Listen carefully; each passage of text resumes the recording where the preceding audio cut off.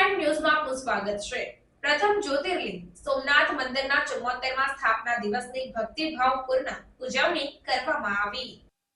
સોમનાથ મંદિર વિસર્જન બાદ નવસર્જનનું સર્વોત્તમ પ્રમાણ છે। યુગ યુગાંતરથી અવિરત સોમનાથ મંદિરની આસ્થા અવિરત રહી છે, પરંતુ સદીઓ સુધી સર્જન અને વિસર્જનની પ્રક્રિયા બાદ દેશ સ્વતંત્ર થયો ત્યારે સરદાર વલ્લભભાઈ પટેલના દ્રઢ સંકલ્પથી સોમનાથ મંદિરનું પુનઃનિર્માણ શક્ય બન્યું।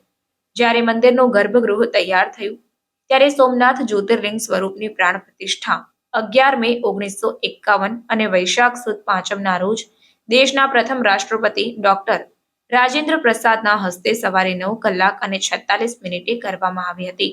ત્યારે આજે આ મહાન ક્ષણને 74 વર્ષ પૂર્ણ થતા પ્રથમ જ્યોતિર્લિંગ સોમનાથ મંદિરમાં 74મા સ્થાપના દિવસની ભક્તિભાવપૂર્ણ ઉજવણી કરવામાં આવી હતી।